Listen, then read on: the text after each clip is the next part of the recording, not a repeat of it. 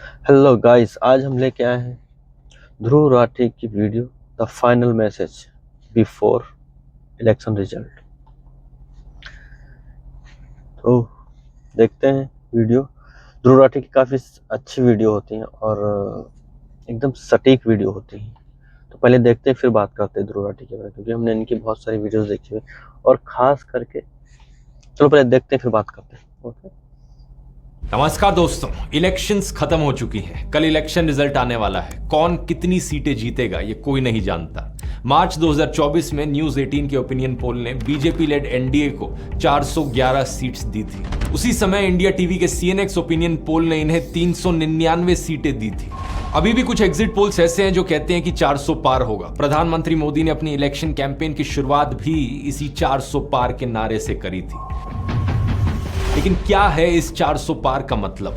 ज्योति मिर्धा, अनंत कुमार हेगड़े, अरुण गोयल और लल्लू सिंह जैसे कई बीजेपी नेताओं के ऐसे बयान सुनने को मिले जिससे यह अंदेशा होने लगा कि बीजेपी पूरे संविधान को ही बदलना चाहती है। ये हमारे कॉन्स्टिट्यूशन को बदलना चाहते हैं। संविधान के अंदर हमें कोई बदलाव करना होता है तो आप में से कई लोग जानते हैं कि उसके लिए दोनों जो हमारे सदन है, लोकसभा और राज्यसभा, दोनों की उसके अंदर अमल चाहिए।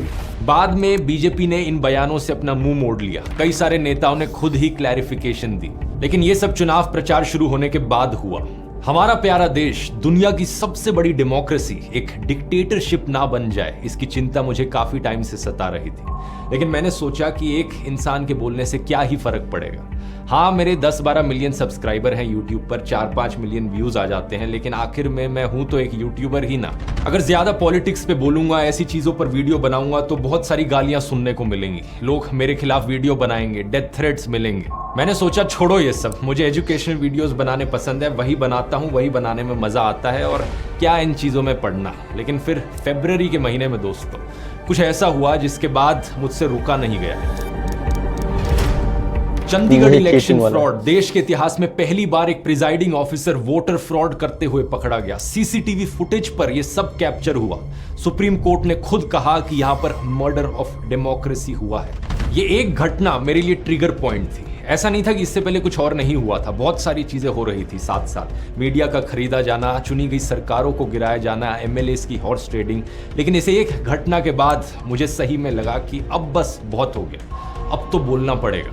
इसलिए मैंने वो पहला डिक्टेटरशिप वाला वीडियो बनाया, is India becoming a dictatorship. मैंने ये नहीं सोचा कि इस एक वीडियो से कुछ फर्क पड़ेगा या नहीं पड़ेगा। मुझे बस ये लगा कि मेरे दिल में जो बात है वो सच्चे दिल से लोगों तक पहुंचानी है। जब ये वीडियो रिलीज हुआ तो मैं हैरान था देखकर कि 25 मिलियन व्यूज, उस समय शायद 20 मिलियन थे। ये बात साफ थी कि आप लोगों के अंदर भी वही फीलिंग थी जो मेरे अंदर थी।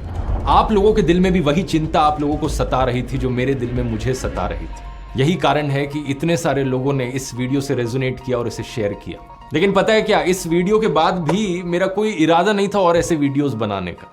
यह सिर्फ इत्तेफाक की बात थी कि इस वीडियो के आने के बाद दो और ऐसी घटनाएं घटती हैं। पहला, अरविंद केजरीवाल का अरेस्ट किया जाना, और दूसरा, कांग्रेस के बैंक अकाउंट्स को फ्रीज किया जाना। अब कुछ लोग कहेंगे कि इन दोनों घटनाओं में गलत ही क्या हुआ, जो कानूनी प्रक्रिया थी सिर्फ उसे ही तो फॉलो किया जा रहा था। लेकिन सच्चाई आप भी जानते हो, मैं भी जानता हूं। ये जो एलिजिड लीकर स्कैम का केस था, किसके एलिगेशन के बल पर केजरीवाल को जेल में डाला गया था? एक ऐसा बंदा जिसकी कंपनियों ने करोड़ों रुपए का इलेक्टोरल बॉन्ड का चंदा डोनेट किया था बीजेपी को। और कांग्रेस को सालों पुरानी छोटी सी बात की ऐसी सजा दी जा रही थी जिससे कि उनकी सारी चुनावी कैंपेन ही क्रिपल हो जाए। एनीवेज, बात यह है कि मैं ये देखकर हैरान हो गया कि जो बात मैंने अपने पहले वीडियो में कही थी वो बात सच साबित होती जा रही थी। इस पॉइंट ऑफ टाइम के बाद से मुझे लगा कि कोई और कुछ करे या ना करे, लेकिन मैं अपनी तरफ से पूरी कोशिश करूंगा लोगों को जागरूक करने की। लेकिन ये कोशिश एक पहाड़ चढ़ने से भी मुश्किल थी। एक ऐसे दौर में जहां सभी टीवी चैनल्स गोदी मीडिया बन चुके हैं, हिंदी के ज्यादातर अखबार बिक चुके हैं, व्हाट्सएप माफिया तो लोगों के फोन में घुस चुका है। एक यूट्यूब चैनल क्या ही कर लेगा इन सब चीजों के खिलाफ। लेकिन फिर भी मुझे लगा कुछ फर्क पड़े ना पड़े, अब बोलना जरूरी है। भगवत गीता का एक श्लोक ध्यान में आया जिसकी बात मैंने फर्स्ट वीडियो में भी करी थी, अध्याय 2 श्लोक 47, जहां श्री कृष्ण कहते हैं कि कर्म करो, फल की चिंता मत करो। फल के बारे में ऑब्सेस्ड होना बंद करो, क्योंकि उस पर तुम्हारा अधिकार नहीं है। हालांकि इसका मतलब यह भी नहीं कि तुम निष्क्रिय हो जाओ, तुम वो करो जो तुम्हें करना चाहिए। मैंने भगत सिंह के बारे में सोचा जब उन्हें फांसी पर चढ़ाया जा रहा था। क्या ये ख्याल उनके दिमाग में आया होगा कि मेरे फांसी पर चढ़ने का नतीजा क्या होगा? क्या वो इस चीज को सोच रहे होंगे कि जब मुझे फांसी पर चढ़ाया जाएगा तो इसके बाद हमारे देश को आज़ादी मिल जाएगी? क्या सही में हमें आज़ादी मिलेगी? क्या मेरी कुर्बानी देने से क्या सही में अंग्रेज देश को छोड़ के चले जाएंगे? ये सब नहीं सोचा था उन्होंने अपनी कुर्बानी दी साल 1931 में। आज़ादी मिली हमें 1947 में, यानी आज़ादी में अभी भी 16 साल और लगने थे। वो इस बात को जानते थे कि अपनी जान की कुर्बानी देकर भी कोई गारंटी नहीं है कि आज़ादी मिलेगी ही। और गारंटी तो छोड़ो, उस वक्त कोई उम्मीद भी नहीं थी आज़ादी मिलने की, लेकिन फिर भी जो सही चीज़ थी उन्होंने वो करी। उनका फोकस बस सही कर्म करने पर था, अपना धर्म निभाने पर था। उन्होंने भी कभी फल की नहीं सोची। इस फोटो को देखिए, मैंने इस बंदे के बारे में सोचा जब सारी भीड़ वहां पर हिटलर वाला नाज़ी सल्यूट कर रही थी। ये बंदा जिसका नाम था ऑगस्ट लांडमैसर, ये हाथ मोड़ कर खड़ा था, सल्यूट करने को राजी नहीं। जूम करके जरा इसका एक्सप्रेशन देखो चेहरे पर, कितने कॉन्फिडेंस के साथ रेजिस्ट कर रहा है। इवन दो ये इकलौता था वहां पर जो सल्यूट नहीं कर रहा था। क्या इसने ये करने से पहले सोचा होगा कि अगर मैं पूरी भीड़ में इकलौता बंदा हुआ जिसने ये वाला सल्यूट नहीं किया तो मेरे साथ क्या होगा, इसका नतीजा क्या होगा? मेरे एक अकेले इंसान के से ये सल्यूट ना करने से क्या हो जाएगा? हिटलर की तानाशाही खत्म हो जाएगी क्या अकेले बंदे से? ना, इसने भी फल की नहीं सोची। इसने बस सोचा कि जो सही है मुझे वो करना है। इन्हीं चीजों से प्रेरणा लेते हुए मुझे लगा कि मुझे भी जो सही चीज है वो करनी चाहिए। देश के लोकतंत्र के लिए और देश के संविधान के लिए आवाज उठाना, ये सही चीज है। एक ऐसे देश के लिए आवाज उठाना जिसके लिए पता नहीं कितने लाखों लोगों ने अपनी कुर्बानी दी। भगत सिंह, सुभाष चंद्र बोस, महात्मा गांधी, सरदार पटेल, पंडित जवाहरलाल नेहरू। क्या सोचेंगे हमारे फ्रीडम फाइटर्स देश की आज ये हालत देखकर? इसलिए मुझे लगा कि बोलना जरूरी है। अगर कल को ऐसा हुआ कि बीजेपी 400 सीट जीत गई और जो मेरा डर था वो सही में हकीकत बन गया, सही मायनों में देश एक कंप्लीट डिक्टेटरशिप बन गया, तो मैंने सोचा कल को अगर कोई मेरा बच्चा होगा वो मुझसे क्या पूछेगा देश की ये हालत देख कि पापा आप कहाँ थे जब देश डिक्टेटरशिप की ओर गिरता जा रहा था, आपने कुछ किया क्यों नहीं? और मैं क्या कहूँगा कि मैं अपनी जॉब में बिजी था, मुझे इन सब चीज़ों की नहीं पड़ी थी। मैं बस अपने करियर पर फोकस कर रहा था, पैसे कमाने पर फोकस कर रहा था। लेकिन नहीं, अब मैं कह सकता हूं कि बेटा मैंने तो अपनी तरफ से पूरी जी जान लगा दी थी। मैं आखिरी दम तक लड़ा था। शायद मेरी कोशिश नाकाम रही, लेकिन मैं आखिर तक खड़ा रहा देश के लोकतंत्र की आवाज उठाने के लिए। और पता है क्या, मैं अकेला नहीं था। मेरे साथ इसी कोशिश में देश के करोड़ों लोग और खड़े थे। पिछले 1-2 महीने में रिलीज किए गए वीडियोस इतिहास के पन्नों में हमेशा एक सबूत बनकर रहेंगे। 21 million YouTube subscribers, almost 70 million unique viewers पिछले 90 दिन में सिर्फ यूट्यूब पर ही। इसके मायने समझ रहे हो? ऑलमोस्ट 7% एलिजिबल वोटर्स को हमने सिर्फ इस एक यूट्यूब चैनल के जरिए ही रीच आउट कर लिया। आप ऐसे कई लोग सोचोगे हमारे इस मिशन 100 करोड़ का क्या रिजल्ट रहा। अब एक्चुअली में नाप तोल कर ये बताना बहुत मुश्किल है कि कितने लोगों तक हम रीच आउट करें। ये जो स्टैटिस्टिक है ये सिर्फ YouTube की है। इसके अलावा ट्विटर, इंस्टाग्राम, फेसबुक, व्हाट्सएप, आप लोगों ने इतनी बार इन वीडियोस को शेयर किया। मेरा अंदाजा है कि कम से कम हम करीबन 20 से 25% वोटर्स तक तो जरूर पहुंचे होंगे। और इस सब का क्रेडिट जाता है आप लोगों को। और इससे पहले कि यहाँ कोई नया फर्जी क्लेम उठाए कि ये सारे तो बॉट्स हैं या पाकिस्तानी लोग हैं जो चैनल को सब्सक्राइब कर रहे हैं या देख रहे हैं, मैं आपको अपनी ऑडियंस की स्टैटिस्टिक्स भी दिखाना चाहूँगा। 80% से ज़्यादा व्यूअर्स इंडिया से हैं। ये बात सच है कि कुछ परसेंटेज व्यूअरशिप पाकिस्तान, नेपाल, बांग्लादेश जैसी नेबरिंग कंट्रीज से भी है, लेकिन 90% से ज़्यादा लोग जो इन वीडियोज़ को देख रहे थे वो इंडियंस थे, या तो इंडिया में रहने वाले या इंडिया के बाहर रहने वाले। और मैं इतना बेवकूफ़ नहीं हूं कि पैसे बर्बाद करूंगा बॉट्स खरीदने में या फिर पेड कमेंट्स खरीदने में। तो जितने भी कमेंट्स आपने वीडियोस पर देखे, जितने भी लाइक्स, जितने भी व्यूज़ आप वीडियोस पर देख रहे हो, ये सब के सब 100% असली लोग हैं। इस संघर्ष में जितनी कोशिश मैंने की है उससे कहीं ज़्यादा कोशिश आप लोगों ने करी है। एक कमेंट मैंने देखा जिसमें आप में से किसी ने लिखा था कि आपने 850 लोगों को मेरा एक वीडियो फॉरवर्ड किया व्हाट्सएप पर।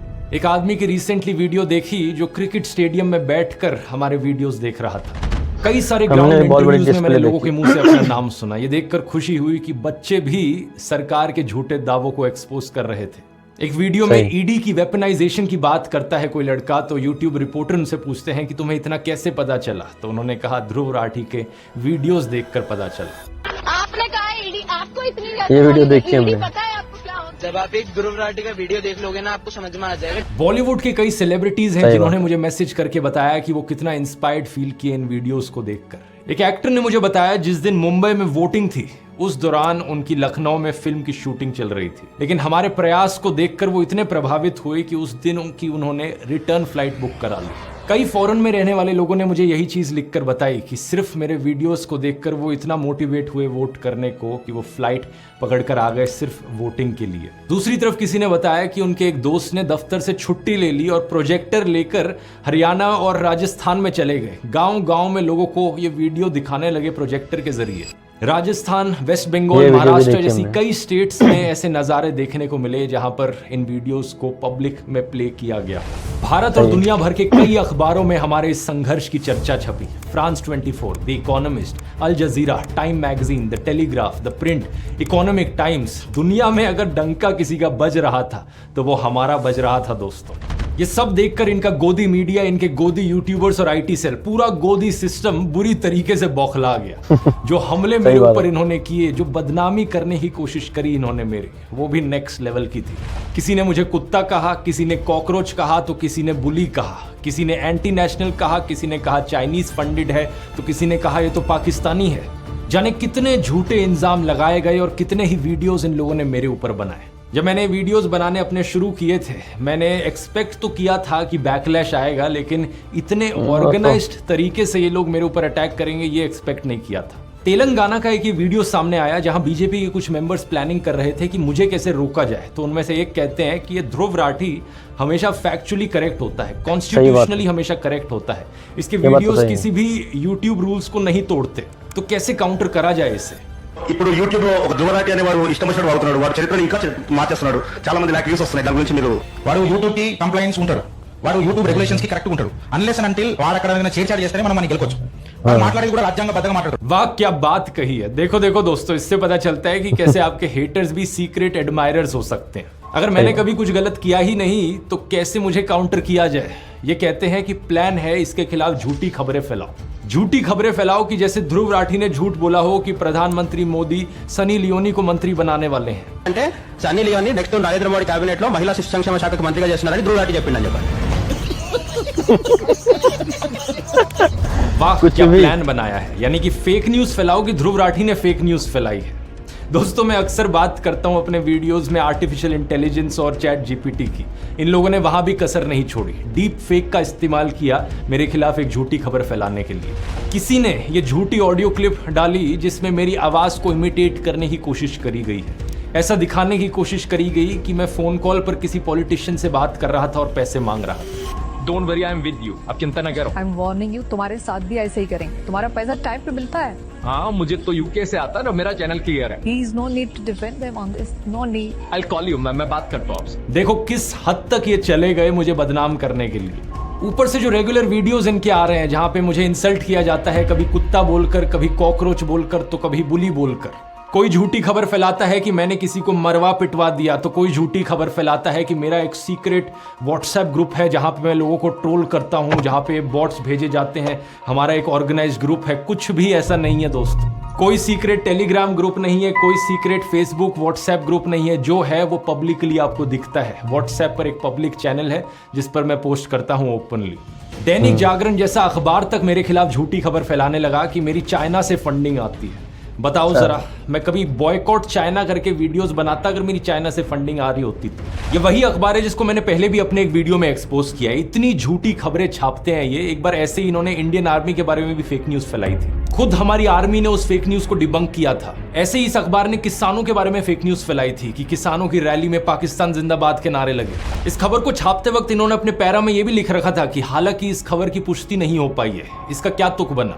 मतलब फिर खबर छापते ही क्यों हो जब इसकी पुष्टि नहीं हो पाई है? तो ऐसे तो मैं भी कह दूं कि दैनिक जागरण का जो मालिक है वो एक आतंकवादी है, हालांकि इस खबर की पुष्टि नहीं हो पाई है। नहीं, मेरे बारे में भी तुम लोगों ने यही लिखा है ना, चीन से फंडिंग की आशंका। मैं भी कह देता हूं, जागरण अखबार की पाकिस्तानी आतंकवादी से फंडिंग की आशंका। हालांकि इस खबर की पुष्टि नहीं हो पाई है। ऐसी हरकत इनके गोदी यूट्यूबर्स भी करते हैं। कुछ भी बेबुनियाद आरोप ये मेरे ऊपर लगा देंगे, कहीं से कहीं कोई कनेक्शन जोड़ देंगे और फिर सारी जिम्मेदारी मेरे सर पर आ जाती है। भाई इन्होंने तो ये आरोप लगाया है, अब मेरा डिफेंस क्या है? मतलब मैं यही काम रह गया मेरे पास, दिन भर बैठ के इनकी फेक न्यूज को ही बस्ट करते रहो। इधर ये झूठी खबर, उधर वो झूठा आरोप, मतलब हर हफ्ते मैं इनके झूठे आरोपों का ही जवाब देता रहूं। मशहूर लेखक सआदत हसन मंटो की एक लाइन याद आती है, कोठे की एक तवायफ और एक बिका हुआ पत्रकार एक ही श्रेणी में आते हैं, लेकिन इनमें से तवायफ की इज्जत ज्यादा होती है। ये बात बिल्कुल सही है, क्योंकि एक तवायफ तो सिर्फ अपने शरीर को बेचती है, ये बिके हुए लोग अपने जमीर को बेचते हैं, अपनी आत्मा को बेचते हैं, अपने देश को बेचते हैं। ये लोगों के मुद्दों की हत्या करते हैं और देश के साथ दगा करते हैं।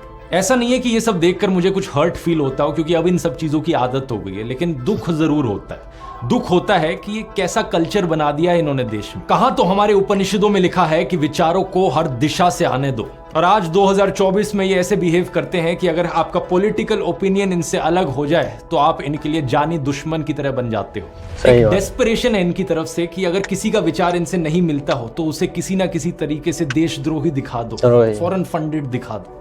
कई बारी तो मुझे बड़ा अनरियल सा लगता है ये सब देखकर। देश में ध्रुवीकरण नहीं होना चाहिए, न सांप्रदायिक आधार पर, न जातीय आधार पर, न राजनीति ऐसे दो खेमों में बंटनी चाहिए कि जिनमें संवाद न हो, जिनमें चर्चा न हो।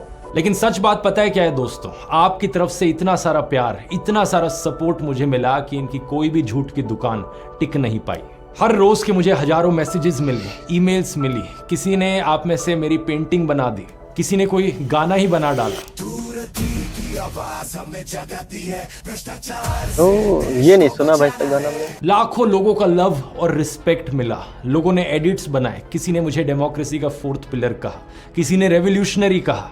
इसलिए आपके इन लाखों कॉम्प्लीमेंट्स के बीच गोदी इकोसिस्टम के सभी अटैक्स फेल रहे हैं। चरण वंदना करने वाले लोग डेली बेसिस पर अपनी बदतमीजी का सबूत देते रहे और हम देश के मुद्दों पर बात करते रहे। बेरोजगारी पर वीडियोस बनाए, किसानों के मुद्दे उठाए, इलेक्टोरल बॉन्ड स्कैम पर बात करी, फार्मा स्कैम की बात करी, खाने में डलने वाले मसालों की बात करी, व्हाट्सएप यूनिवर्सिटी के चारों डिपार्टमेंट्स को पूरी तरीके से तबाह कर दिया। इसी तरह से हमारा मिशन 100 करोड़ चलता रहा। ये मेरे अकेले का मिशन नहीं था, ये हम सब का मिशन था। हर एक उस भारतीय का मिशन है जो देश की फिक्र करता है, जो देश को बेहतर बनते हुए देखना चाहता है, जो आम लोगों के बेहतर भविष्य की फिक्र करता है। और कल चुनाव का नतीजा चाहे जो भी हो, लेकिन कोई भी हमसे ये एहसास नहीं छीन सकता। इस एहसास को इस वीडियो में सहेजने की मुझे जरूरत महसूस हुई। लगा कि इसे डॉक्यूमेंट किया जाना चाहिए, ताकि जब भी दुनिया में किसी देश में लोकतंत्र कमजोर हो रहा हो और देश के लोगों को जब भी हिम्मत चाहिए हो, तो हमारी ये दास्ता उनके लिए एक प्रेरणा बन सके। और वैसे दूसरों के लिए ही क्यों, ये दास्ता हमारे लिए भी तो एक प्रेरणा है। ये संघर्ष हमारा खत्म नहीं हुआ है। क्या पता कल के चुनाव के नतीजों में बीजेपी वाकई 350-400 सीट जीत जाए और प्रधानमंत्री देश को तानाशाही की दिशा में ही आगे बढ़ाते रहे। तब क्या करेंगे? प्रेरणा लेंगे अभी तक के इस सफर से, इस वीडियो से, और कोशिश को जारी रखेंगे। और अगर कल इंडिया अलायंस की भी जीत हुई तब भी ये सिलसिला थमेगा नहीं, क्योंकि इतना तो है कि देश में ध्रुवीकरण कम होगा, तानाशाही के काले बादल छट जाएंगे, लेकिन ऐसा नहीं कि अचानक से सब कुछ सही हो जाएगा। किसी ने एक बार कमेंट्स में पूछा था कि अगर कल को इंडिया अलायंस की सरकार बनती है तो क्या मैं तब भी आवाज उठाऊंगा? ऑब्वियसली उठाऊंगा, इस बात में कोई शक की गुंजाइश नहीं है। जब तक देश स्वर्ग नहीं बन जाता तब तक सुधार का स्कोप हमेशा है, तब तक आवाज उठानी बनती है। और जब सब ठीक भी हो जाए तब भी नजर बनाए रखनी पड़ती है। यही लोकतंत्र है। और वैसे अभी तो बहुत बहुत बहुत कुछ सुधारना बचा है।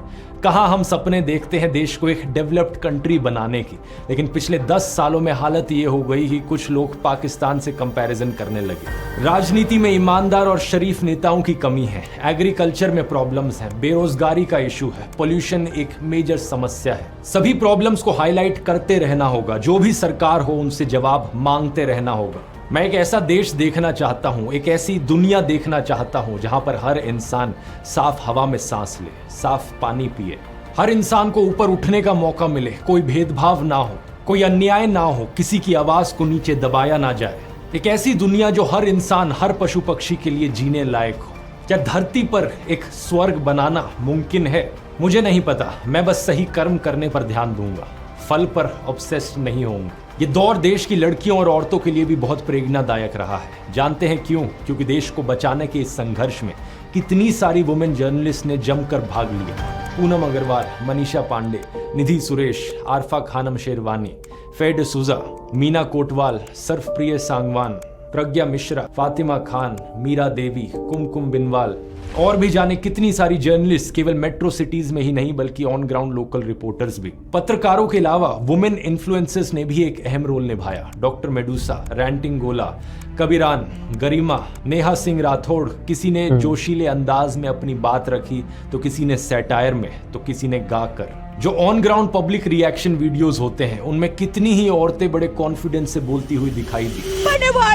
पापा में नौकरी क्यों नहीं देते? अपने मंगलसूत्र की रक्षा कर सकते हैं, मोदी जी के इंटरफेरेंस की कोई जरूरत नहीं है। जानते हैं इसका इम्प्लीकेशन क्या है? जब कोई महिला इस तरह से देश की जिम्मेदारी अपने सर पर उठा लेती है, उसके पर्सनल राइट्स ऑटोमेटिकली उसे मिल जाते हैं।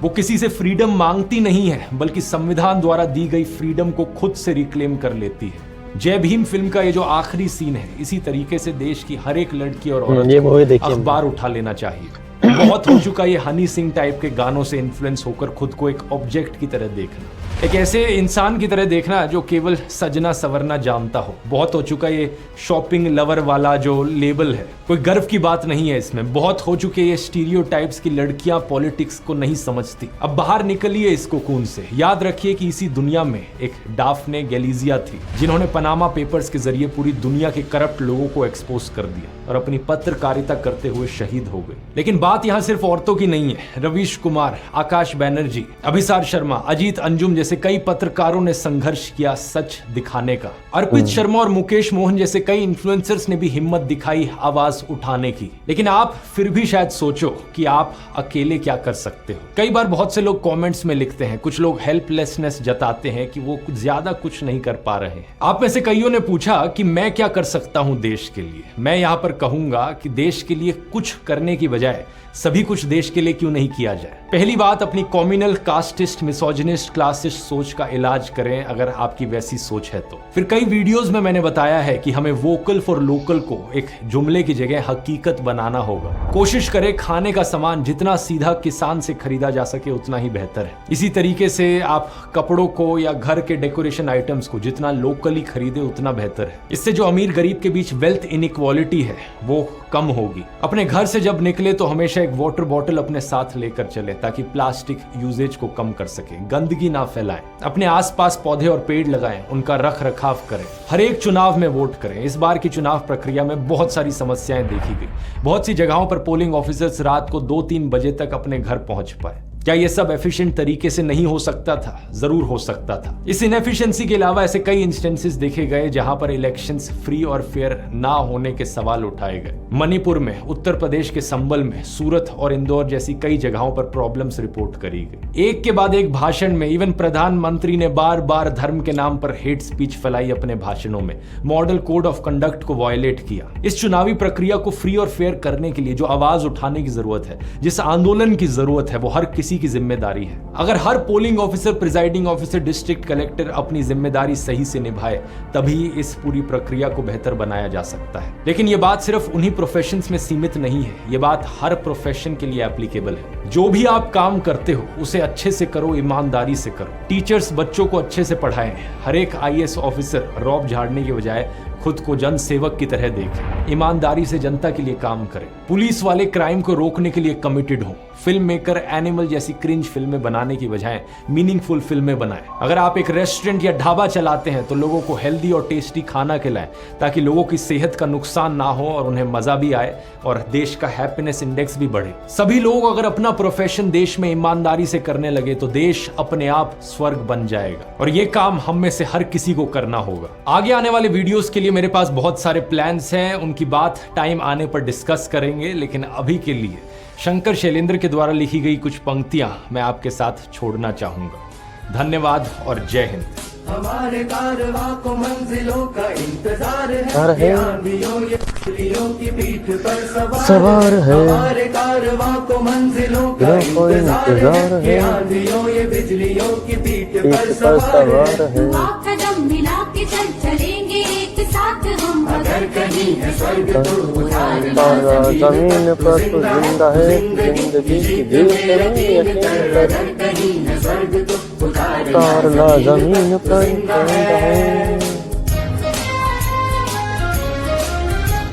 बुरी बुरी है है आग आग पेट पे की बुरे बुरे हैं दिल के दाग न पे, दब सकेंगे एक दिन बनेंगे इनकलाब ये। बुरी है आग पेट की बुरे हैं दिल के दाग ये, न दब सकेंगे एक दिन बनेंगे इनकलाब ये। गिरेंगे जुल्म के महल बनेंगे फिर नवीन घर। अगर कहीं कहीं है स्वर्ग स्वर्ग तो तो तारा तारा जमीन जमीन पर पर तो जिंदा है, तो जिंदगी की जीत में यकीन कर। अगर कहीं है स्वर्ग तो उतार ला जमीन पर तो जिंदा है।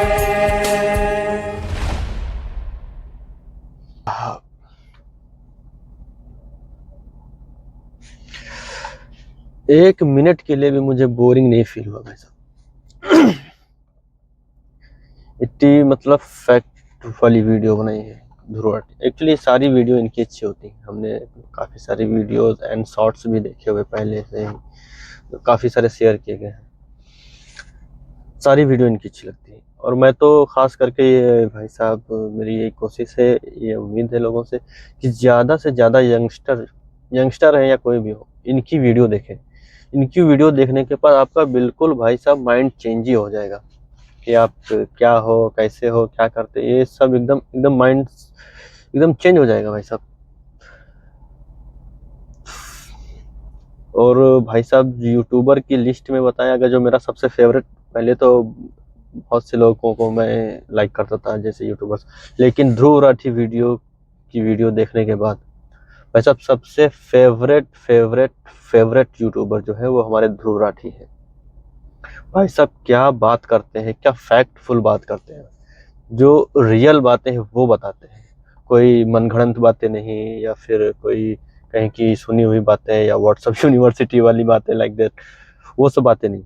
जो फैक्ट है, जो सच है, जो हुई है घटनाएं, और उसी की बात करते हैं, कोई फालतू बात नहीं। तो इस वजह से इनकी वीडियो मुझे ज़्यादा पसंद है और आप लोग भी वैसे भी बहुत सारा प्यार दे ही रहे हैं और ज़्यादा से ज़्यादा इनकी वीडियो देखें। फालतू के चैनलों को देखने से अच्छा है आप छपरी लोगों के चैनलों को देखने से अच्छा मैं तो बोलता हूँ ध्रुव राठी के चैनल्स को देखिए। और इनकी वीडियो में ना कुछ सीखने को मिलता है, जो काफ़ी सारी बातें करते जो हमें नहीं पता होती हैं, जो ये बताते हैं और फैक्ट के साथ बताते हैं, तो वो बातें जो हैं भेजे में घुसती हैं, वो समझ में आती हैं। फिर आगे कोई अगर क्वेश्चन करता है तो उसको आप बता भी सकते हो, समझा भी सकते हो कि भाई ऐसा ऐसा है। सो दैट्स वाई जो है मुझे इनकी वीडियोस और इनका यूट्यूब चैनल बहुत ज़्यादा पसंद है एंड ऑब्वियसली आप लोगों को भी बहुत ज़्यादा पसंद है, ताकि इसीलिए तो भाई साहब 20 कुछ मिलियन इनके सब्सक्राइबर भी हो गए हैं और व्यूज़ भी अच्छे खासे अभी आ रहे हैं। और मैं इलेक्शन के रिजल्ट के बाद ये वीडियो बना रहा हूँ, तो भाई साहब ध्रुव राठी जी ने आपने बहुत ही अच्छा काम किया है।